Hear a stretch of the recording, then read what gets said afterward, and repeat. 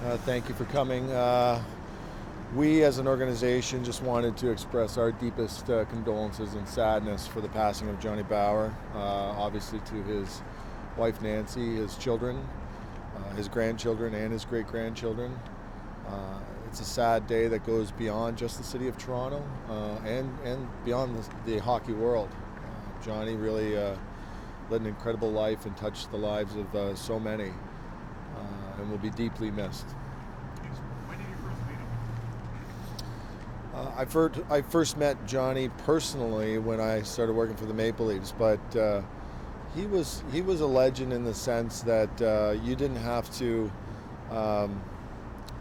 be living in Toronto or working here for the Maple Leafs to know about his spirit and to hear the stories of his generosity and his charity and his not to mention his accomplishments on the ice as a player.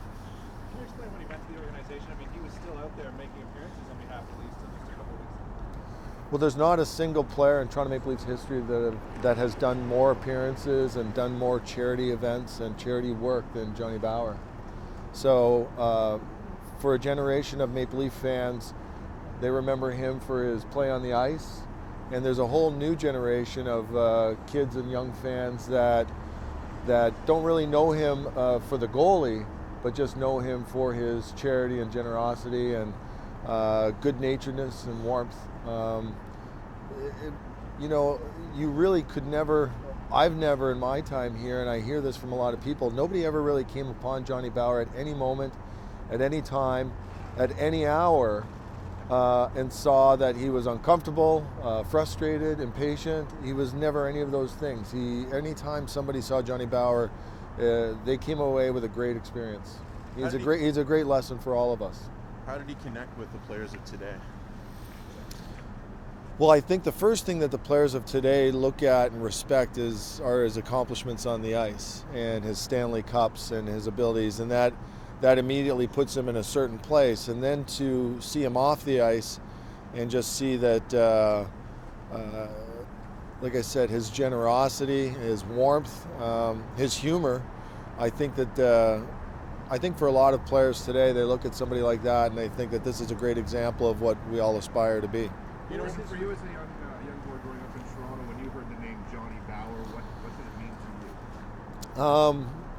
Well, not too many people in sports, have a name where it almost becomes a verb.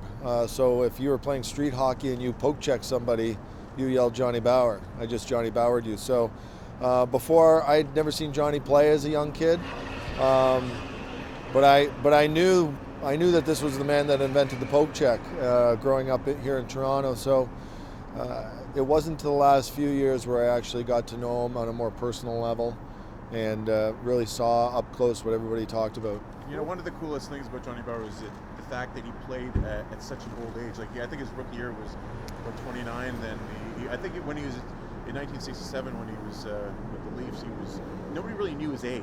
They were always guessing about it. Well, it's pretty incredible that he had an entire career in the American Hockey League before he ever played for the Maple Leafs. And I remember reading something about him when I first got here that as a rookie, he was the oldest member of the Toronto Maple Leafs and never played a game for the Maple Leafs when he was not the oldest player on his team. So, and then went on to win 4 Stanley Cups and be obviously instrumental in those wins. So it's really. It's not a story you hear about. He was a unique person and has a very unique story. What was his reaction when you surprised the players last year and told them that their numbers would all be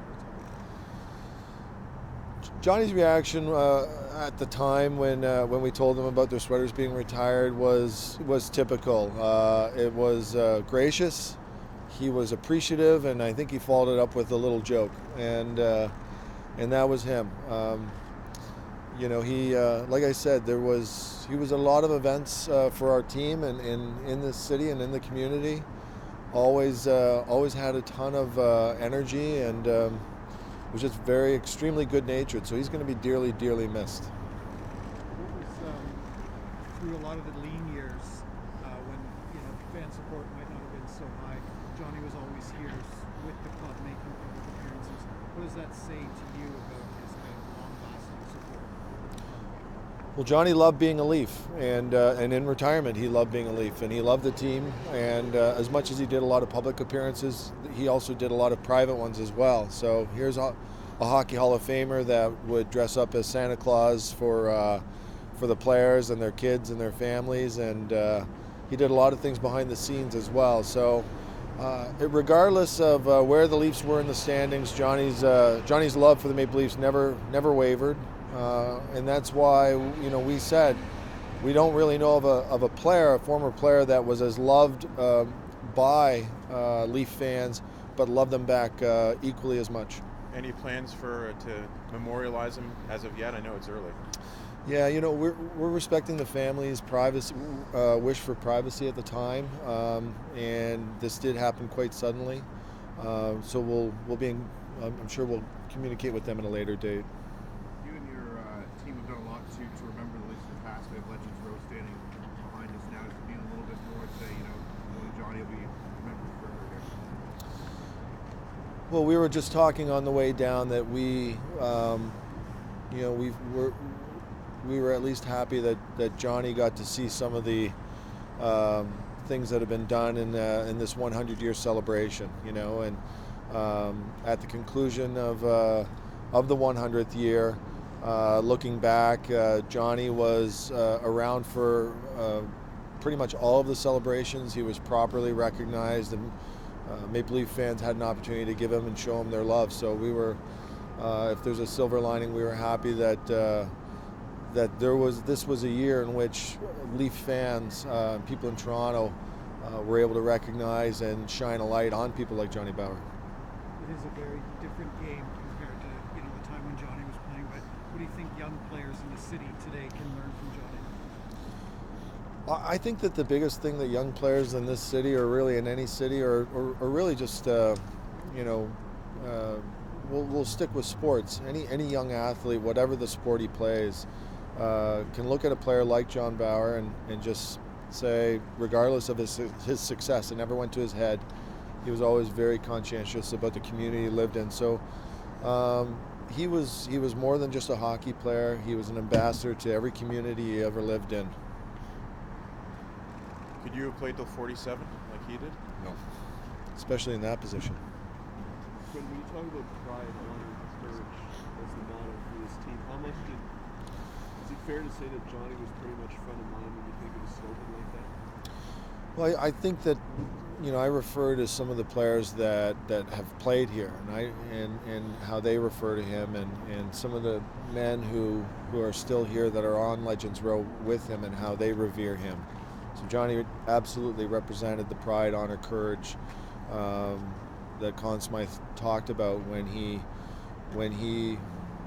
first changed the sweater from a St. Pat to a Toronto Maple Leaf.